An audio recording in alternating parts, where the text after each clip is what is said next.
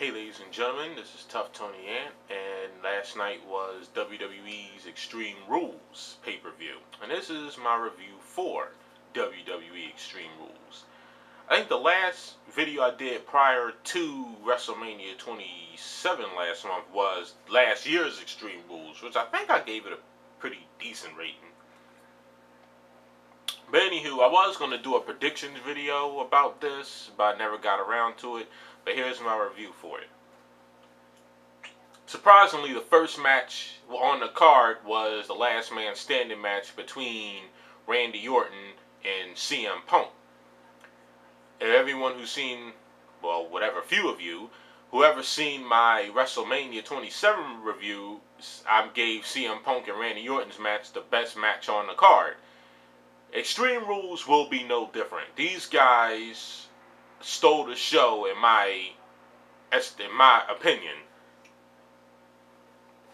The match was pretty, and I mean it's pretty good Extreme Rules match, seeing as WWE has slipped on their hardcore extremeness. There were a lot of good counters, a lot of back and forth action. CM Punk gave Randy Orton so many kicks to the head, he put a steel chair around his neck and put him in the turnbuckle.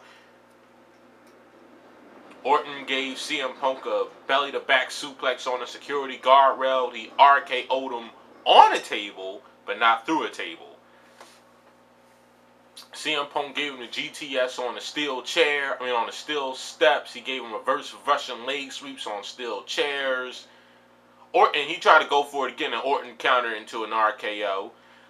There are a lot of long counts here. A lot of moves that they hit required them to get up after a count of 7 or 8. CM Punk looked like he was really about to lose when he got the RKO on the table, but he stood up and fell back down, so he had to restart the count. The finisher of the match was Orton hit him with the RKO off of the top turnbuckle, and CM Punk stayed down for 10.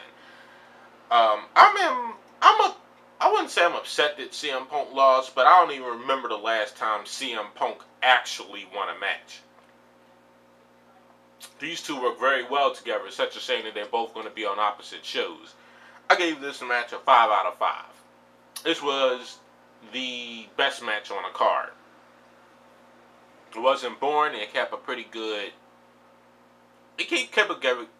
pace. Not bad at all. Then we cut to a segment backstage. I only say this because it was a plug, because I normally don't do backstage promos. But Sheamus was back there talking to Theodore Long, talking about how he's the champion of the United States of America, and I'm wrestling again. I'm defending against a guy who's not even American. I wonder if they really thought that one too, because they could have done a better plug with it. I mean, because they all talking about Obama and his birth certificate bullshit, like any of us really care. Drop my pen. But he's from Ireland. Kofi's from Ghana, West Africa, or Jamaica, wherever. U.S. title match with no Americans in it. But besides, the very first, when you figure there's I think one of the Russians were U.S. champions for a very long time back in the NWA. They turned it into a tables match. Because, at first it wasn't a tables match, then they changed it to a tables match. What made that match good was Kofi Kingston's athleticism. Him being knocked almost through a table, but he decides to fall, but he falls just a little bit past the table. He does a lot of leapfrogging to save himself from going through a table. Sheamus, of course, is bland, to say the least.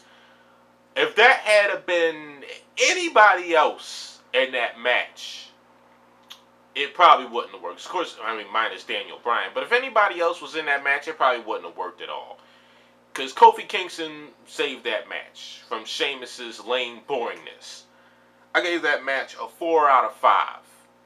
Oh yeah, Kofi Kingston did a leg drop through the table, off the top rope through Sheamus. And plus, we already knew how that match was going to go, because Sheamus was drafted. Raw was left without a second-tier title. So, of course, Kofi was going to win that one, because Wade Barrett didn't get drafted. I gave that one a 4 out of 5.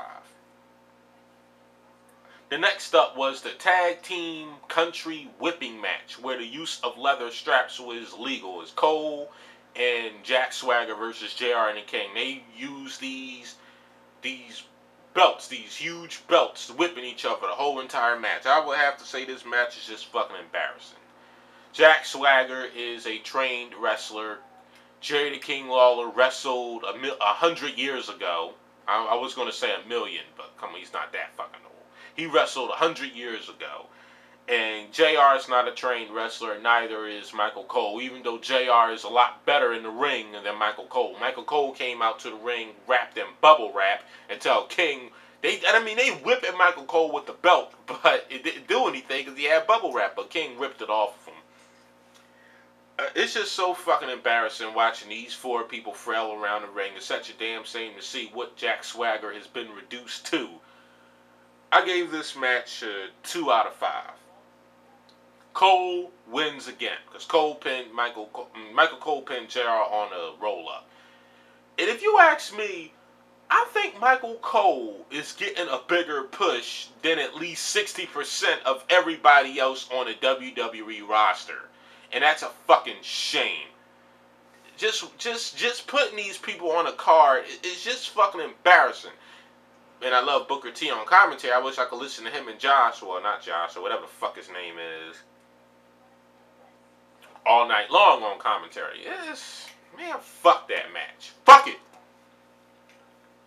And we have the Falls Count Anywhere match between Cody Rhodes and Rey Mysterio. This was a little step down from their WrestleMania match. This match was just, they went outside the ring, went to the concessions and everything else. This match was just fucking boring.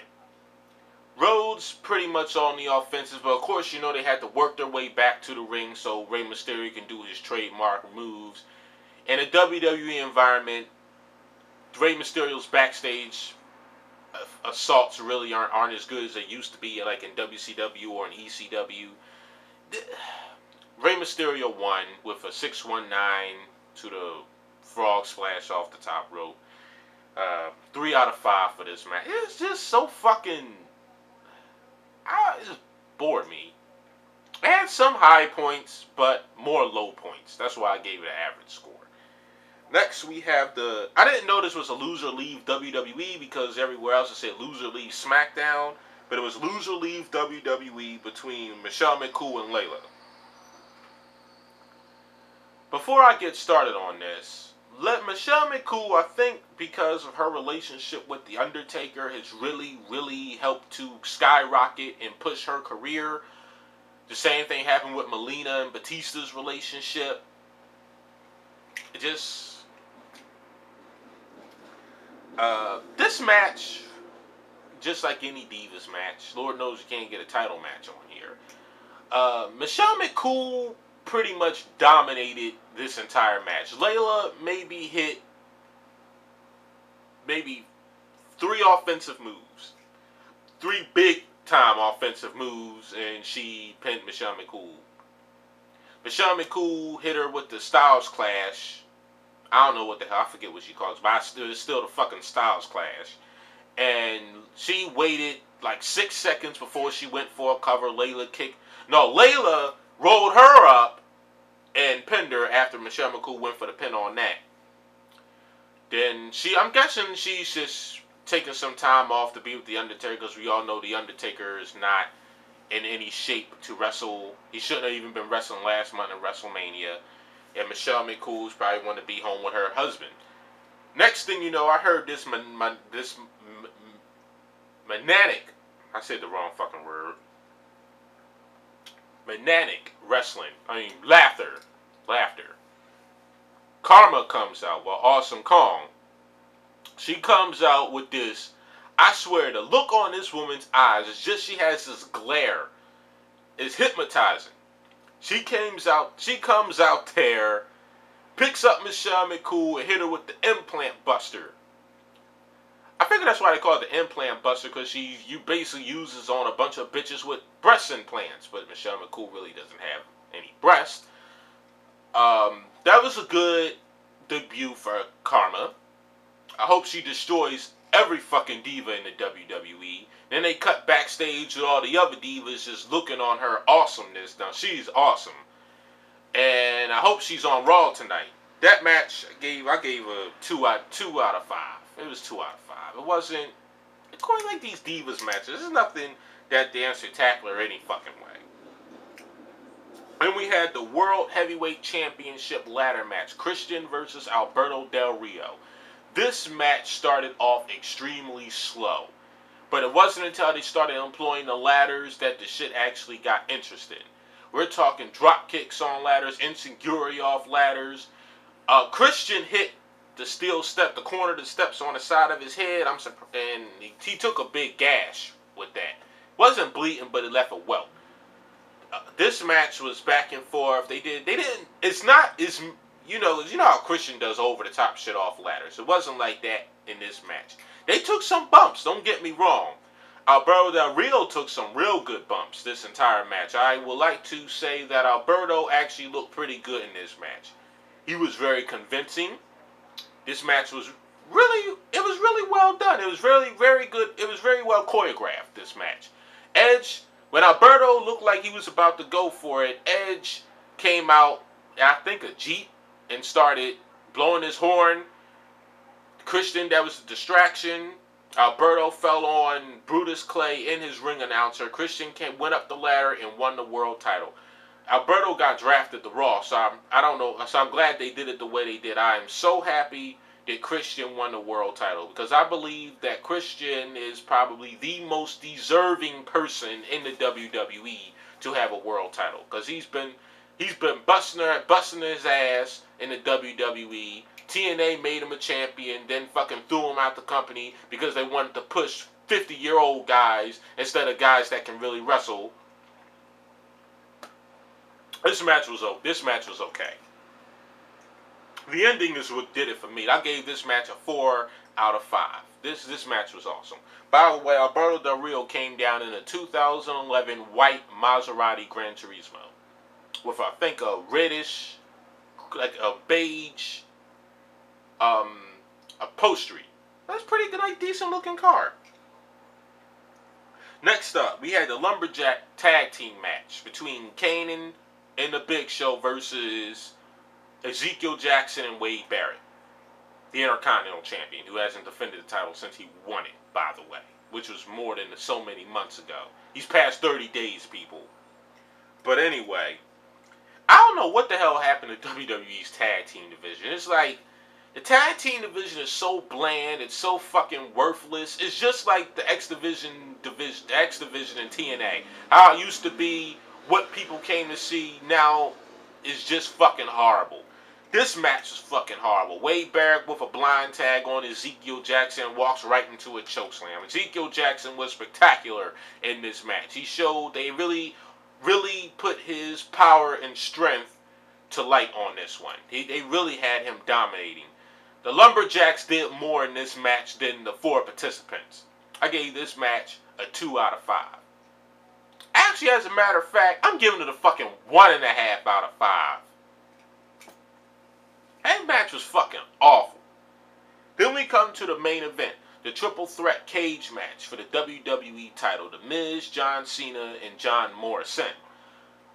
I knew that this match was gonna be stupid because I all know R-Truth was gonna come out and interfere and interject himself in some way, which he did, and he attacked both Cena and John Morrison. I think John Morrison really made this match because him doing his athleticism all over the cage, it's pretty good for giving him a match. The match he had with Jeff Hardy for the world title is much better. I wish they would really push John Morrison. The Miz really didn't do much for the match. Didn't do much. He pretty much took a beating the entire match. John Morrison is what made this match fun to watch. We all know Cena's boring. Miz is very charismatic and very vocal, but he's a character. And it's just that he's not working with people that can bring out the best that he has to offer. And it's such a damn fucking shame. If it would have been just him and Morrison, it probably would have been a much better match. I'm surprised they actually let The Miz lose. I thought he was going to win. John Cena hit him with the Attitude Adjustment off the top rope and pinned him. John Morrison didn't move since R-Truth attacked him. And Cena ends up becoming a 10-time WWE champion. I gave this match a 3.5 out of 5. And you figure, look at Raw tonight. The Rock's is going to be there. It's his birthday. A lot of crazy shit's going to happen on Raw. I'm pretty sure that Raw is going to be a much better show tonight than Extreme Rules was last night. I gave WrestleMania a 7.5 out of 10 because I was feeling a little generous. This pay-per-view had some high points, some low ones. It had really boring matches that weren't all that good. And the ones, there are some good ones on it, maybe about 2 or 3. I give this one, I hate to say that WrestleMania was not better than this one. I hate to say, I may have gave WrestleMania a 7.5 because I was being generous, but WrestleMania really didn't have shit. I'd rather have seen this card for WrestleMania. WrestleMania just didn't do it for me. This one was okay. I give it a 7 out of 10. It's not completely passable like WrestleMania 27. This is definitely one you will want to have in your library or something that you wouldn't be upset if you paid money for this. Because if you paid money for WrestleMania, you just paid it because you wanted to see The Rock. You didn't buy it for any fucking thing else. But you wouldn't be wasting your money with this one. If anyone hasn't seen it, by all means, see it on a replay. There's so many fucking websites out there that could give it to you for free. This one was okay. 7.5 out of 10. I may be doing a couple videos in between now and Over the Limit, which is on May 22nd.